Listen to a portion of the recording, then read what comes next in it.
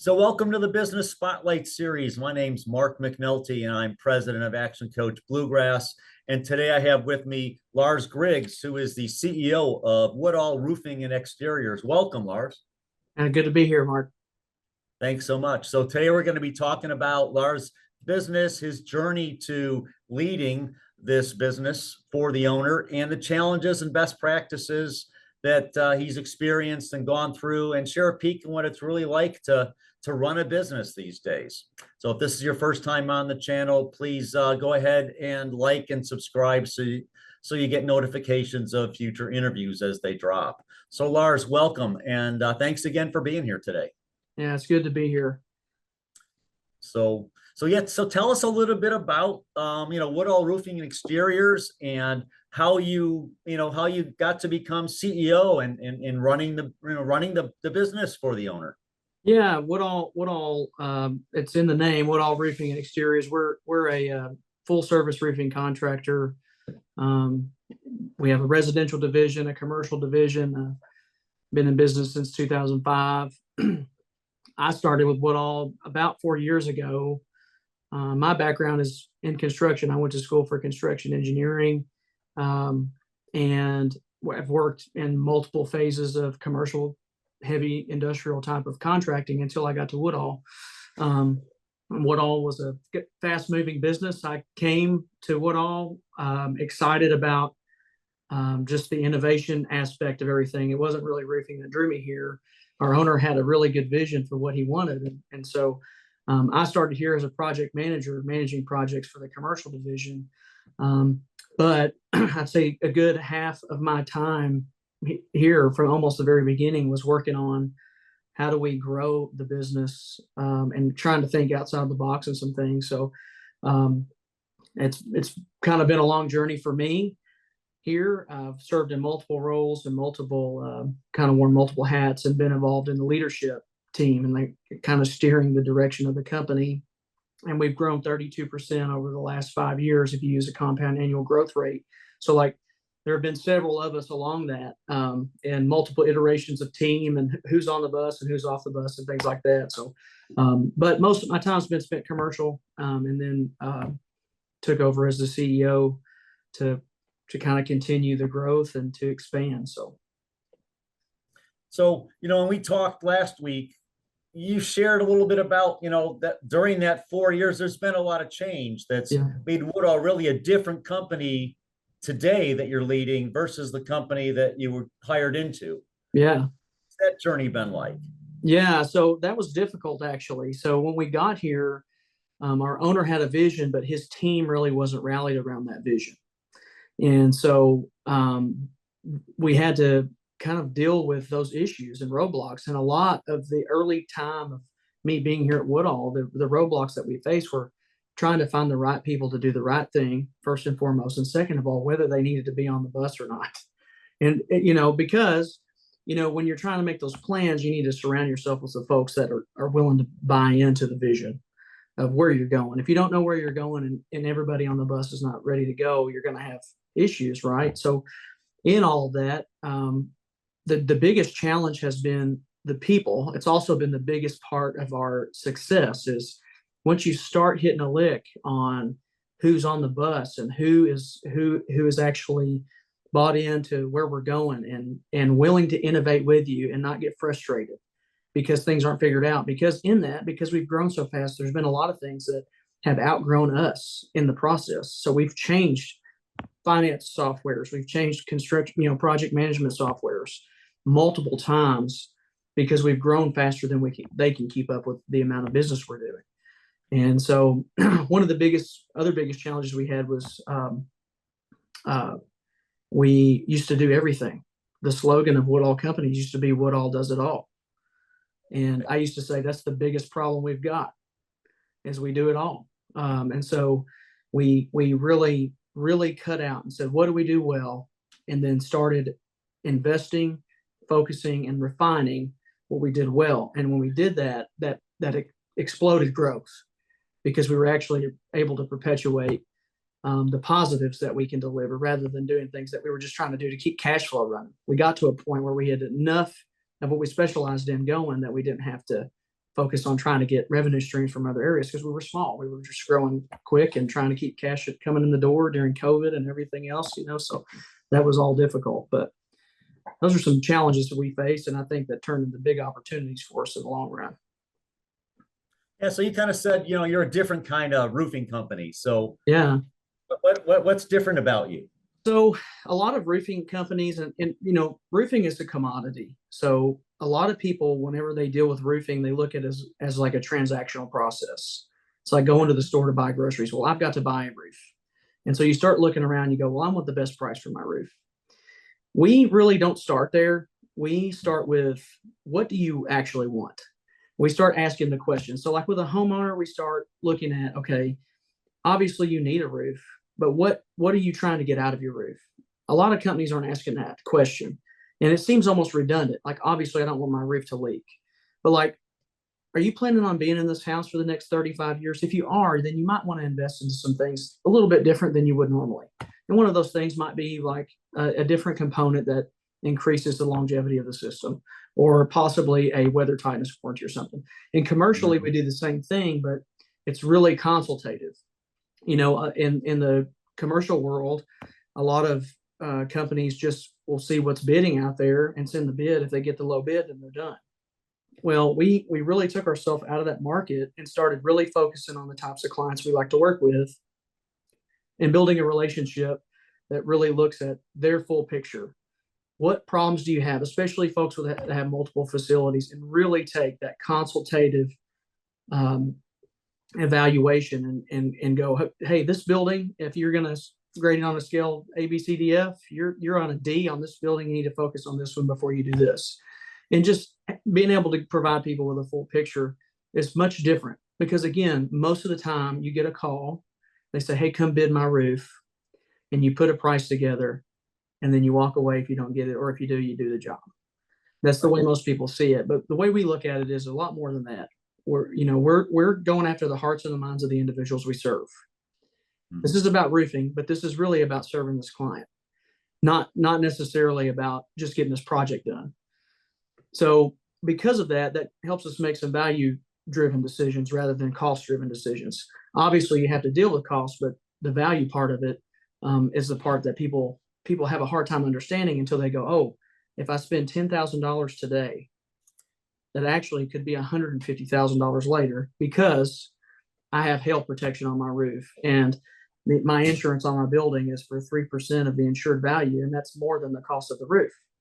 So if a hailstorm comes in and destroys my roof, I've got to put that on at my own cost again. It's destroyed. But if we insure it with a system design and provide that hail protection in the system, they're not stuck with that. We see that a lot with schools and some of our bigger clients. They have a high deductible. That's more than that replacing the roof would be. So asking those questions help, because we could just come put a roof on that doesn't leak. That's the driving factor of roofing, but that is not the only one. And it's a little bit more complicated than just pulling something off and putting it on. So, and we view it that way because we think about it in that value-driven approach rather than just, we're going to complete this job for you, So, yeah, so you mentioned, the owner, the old team, when you first came in, really didn't share the owner's vision, right? So share a little bit about what is that vision? I'm sure it's related to what you said, but how would you describe it? Is. And so this is one thing that was awesome, because our owner is such an entrepreneur, and he has that keen ability to say, I want to grow, or I think this is kind of where we need to go.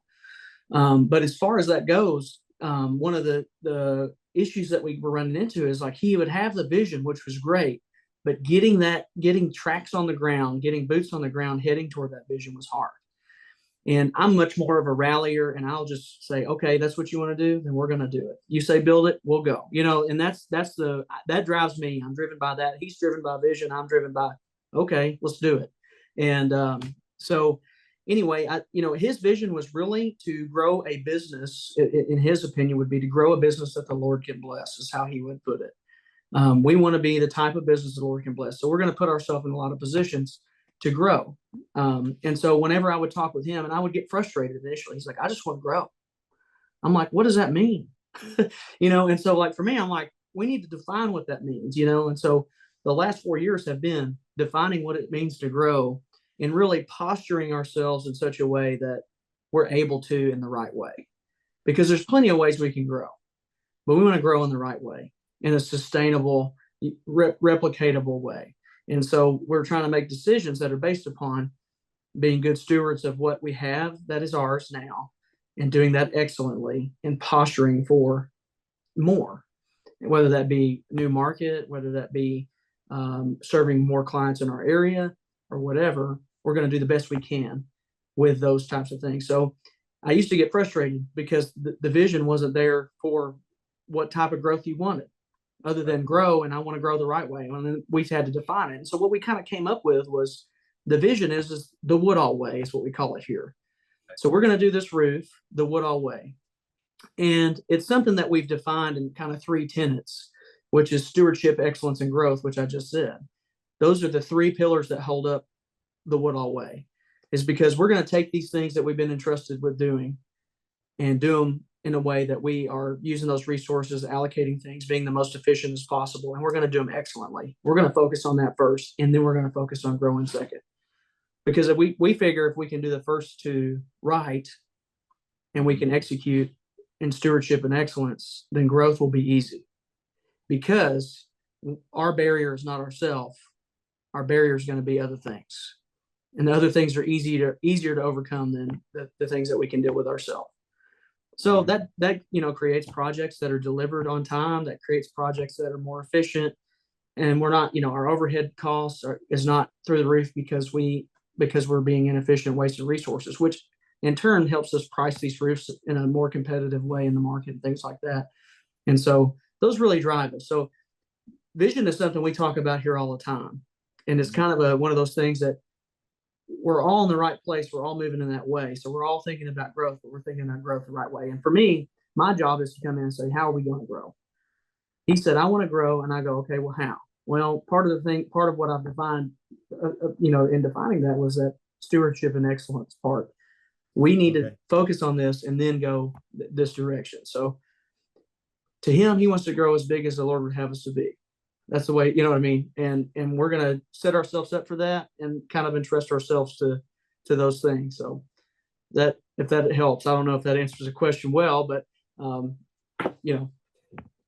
that's a great answer. And I love your 3 tenets. So that's awesome. So how do you market that?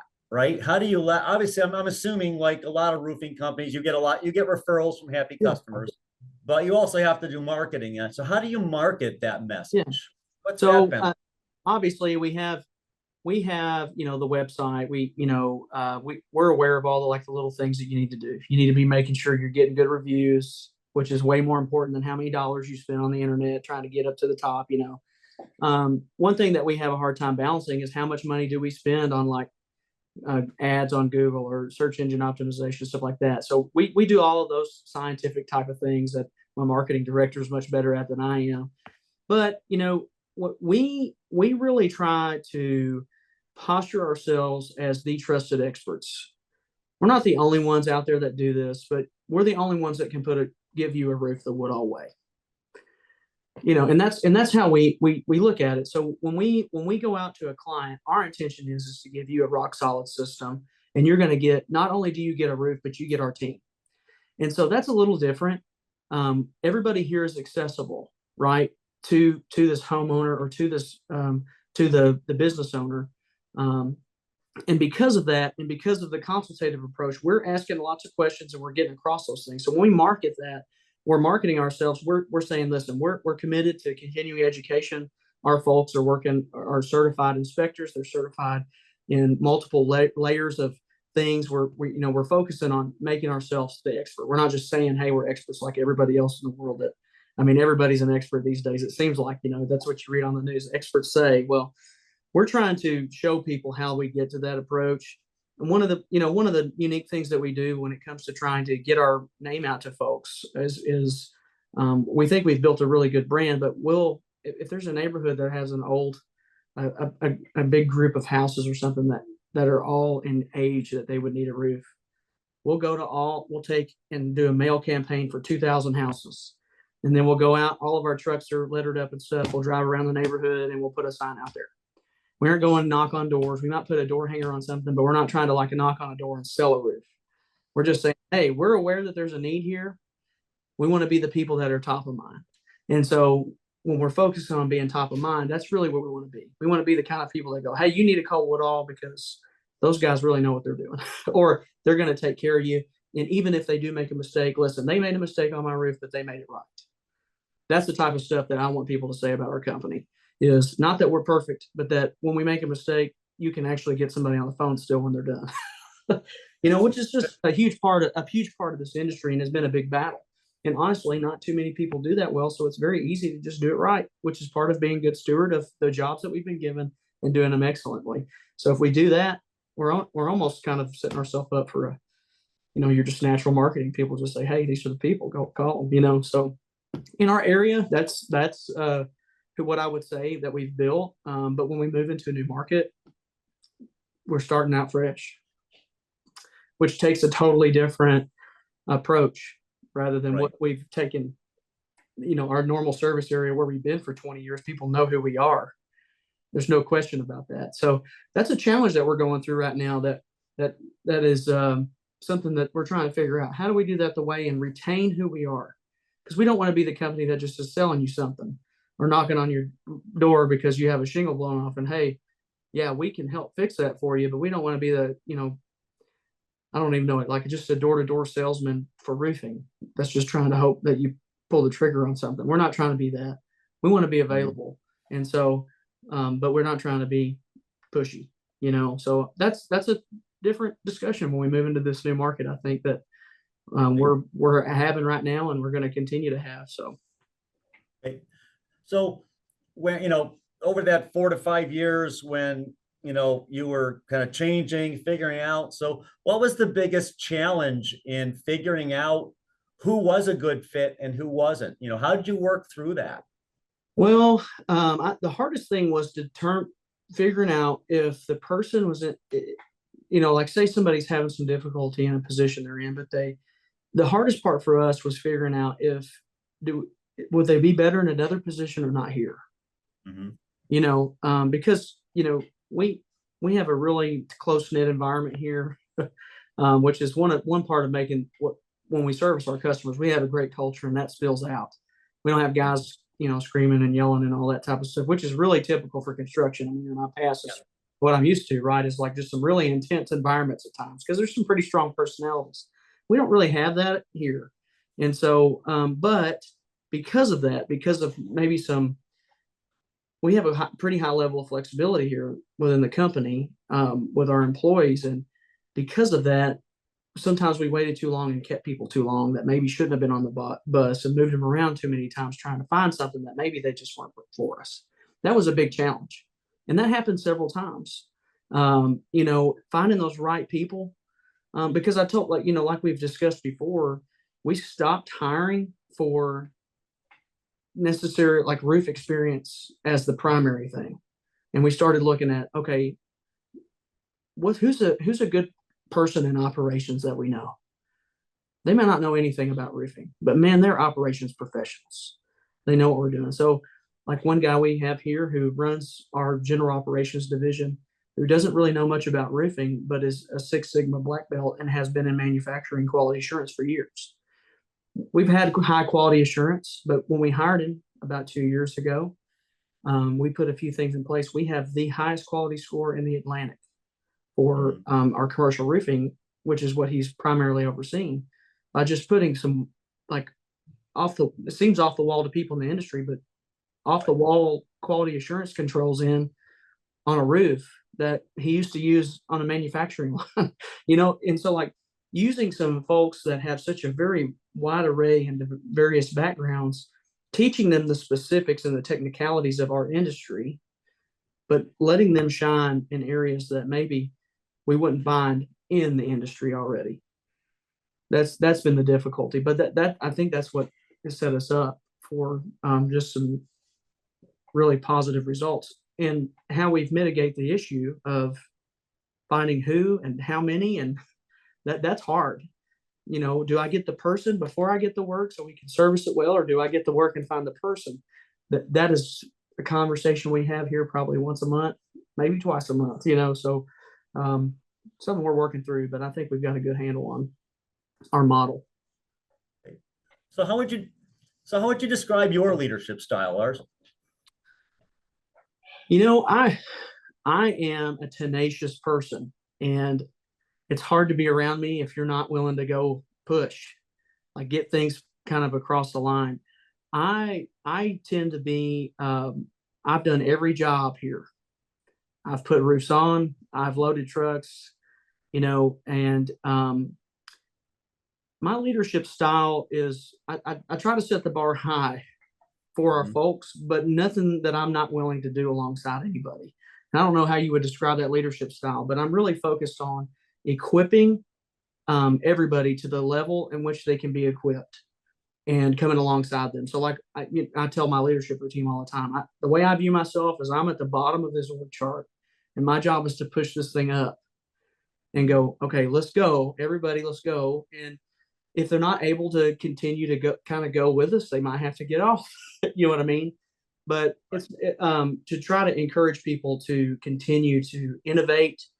So I don't know if I'm I feel like I'm a good encouraging leader. My intention is to try to refine folks, find them everything that they need so that they can succeed. I don't have to be an expert in what they do, but I need to find what they need so that they have it and that they're well equipped, and support them when I need to. So I don't know. I don't know if there's like a figure. Like when I think about this question, I think about who do I know of in the leadership world of all the types of people. What I think that I would find myself as, and I struggle to answer that question because I've been asked that question more than once. So I don't know. That might be a good question for my colleagues to to ask my colleagues more than me. But anyway, I hope that shed some light on that. Yeah, the two words that come to mind, listening to you describe that is kind of supportive driver. Yeah. Right. You're a driver, no questions asked, right? Yeah. But a supportive driver. Yep. Yeah. I think that that's exactly right. We all take the working genius here. My two working geniuses were tenacity and discernment, which is 100% there. That's where I thrive. So I'm like always asking questions and going, okay, well, how do we do that? Maybe this will work. What do you think about this? Can you do that?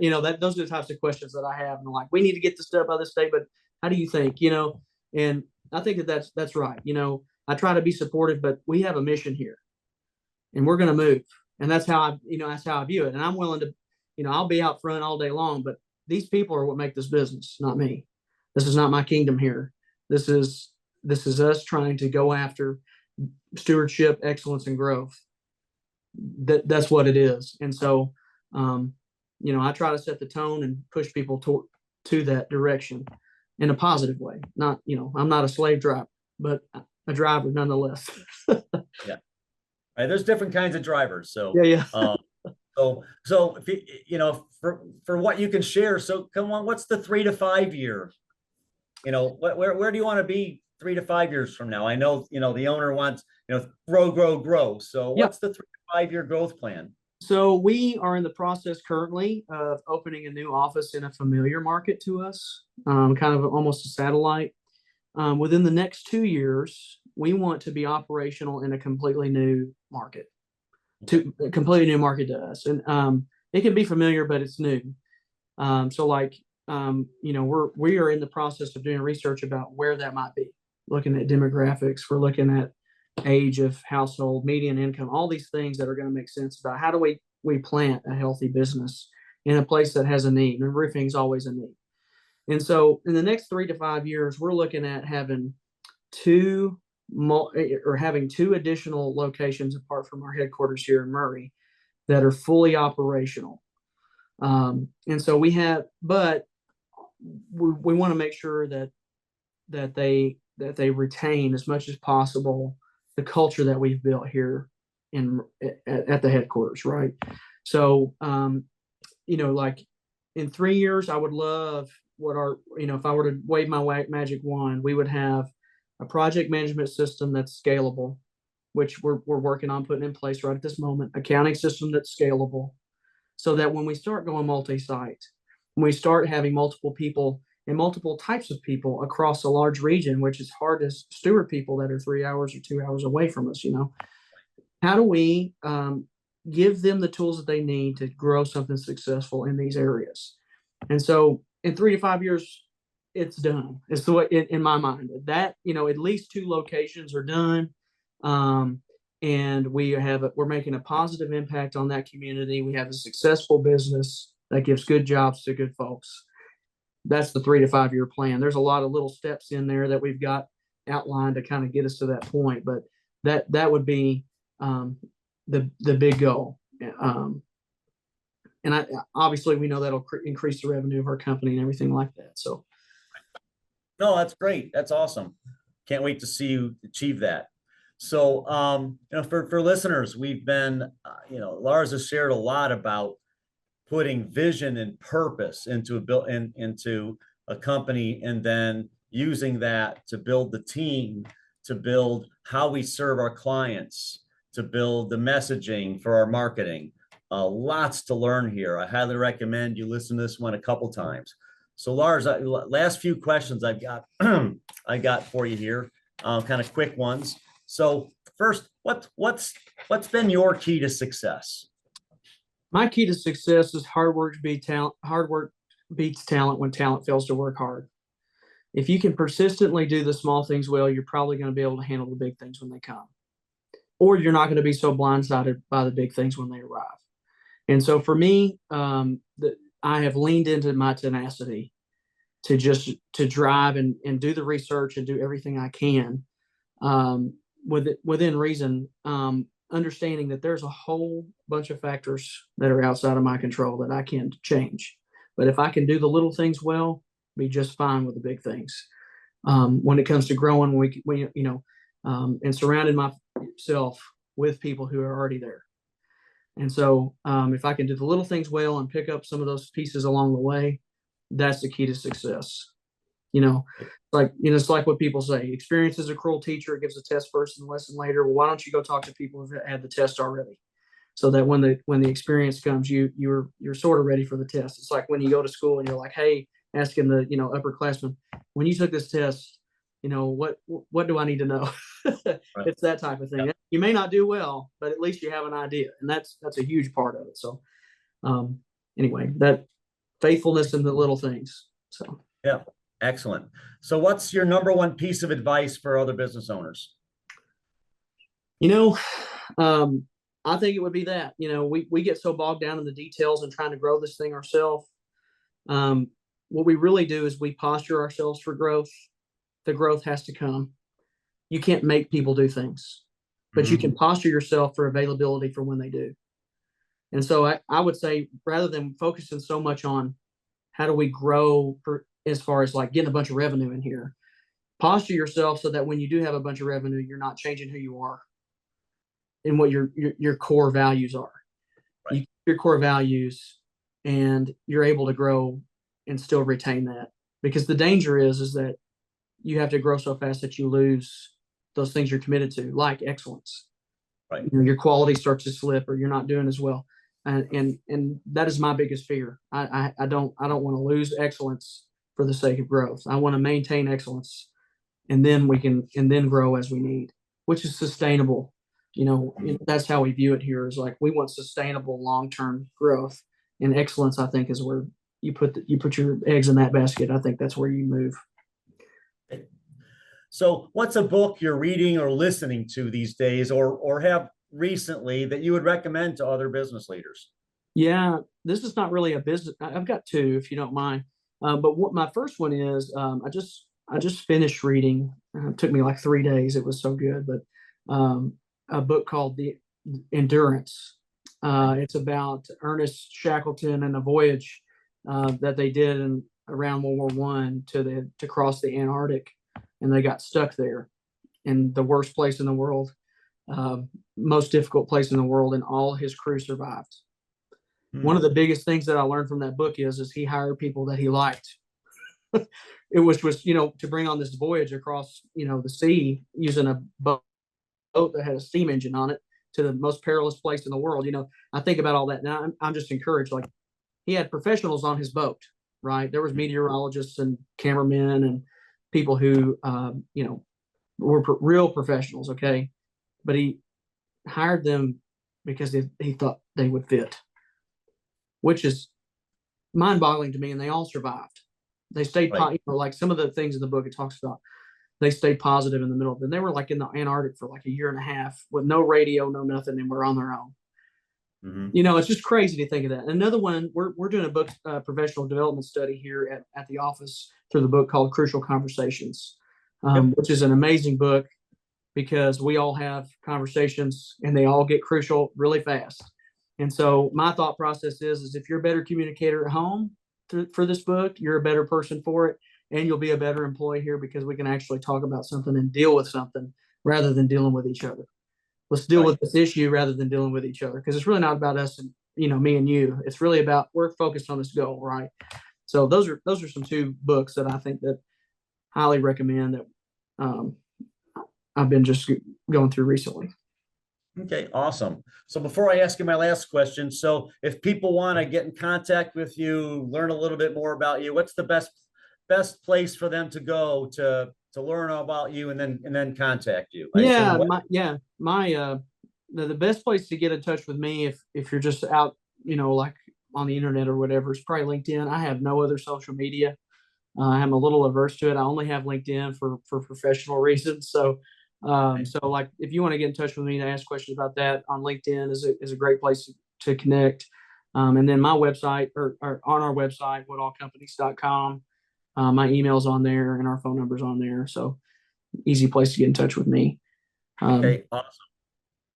Yeah. All right, thanks. All right, so my last question for you today. So what inspires you the most right now? I think what inspires me the most, what gets me out of the bed, is I feel like I'm doing what I'm called to do. Okay. You know, I think that that's a lot greater than me. And so I get out of bed because, you know, I have a family that I need to take care of and all that, but really I'm living to honor the Lord. So for me, this is what I think is doing that. And so I'm driven for that. So for me, focusing on doing that the best that I can, working hard, even if I'm not talented, that's inspiring to me. And I have a lot of really great examples in my life of that. And so, and I couldn't name, if I named all of them, we'd be here for a long time. But that's inspiring to me. Just the understanding my personal mission, why I'm here and doing this, you know, because that helps me whenever things get hard here. This is not, you know, because it's not always roses in business, right? It can be difficult. So knowing the real reason why you're doing it, and it shouldn't be money, because money, that's elusive. A lot of that you can't really control, right? The focus should be, what am I doing really? You know, and it's okay to make money. You know what I mean? There's nothing wrong with that. But whenever it's not there and you lose you know, whenever it gets difficult or your cash is tight or something like that, if that's what's most inspiring to you, you're going to be really in the dumps. So it has to be something else, right? If it's something else, it'll sustain you through those times so that when you're ready to make the money or, you know, to be successful, I think you'll be just fine. So. All right. So this has been Lars Griggs. He's the CEO of Woodall Roofing and Exteriors, and he has shared so much today about transformation, the company that he's been through with the company, that he's then launched into his role as CEO and carrying the company forward. Lars, thank you so much for spending time with us. Thank you, Mark, for having me. I appreciate it. We really appreciate it. So make sure you like and subscribe so you get notifications for future interviews. And I will see you all in the next interview. Thanks.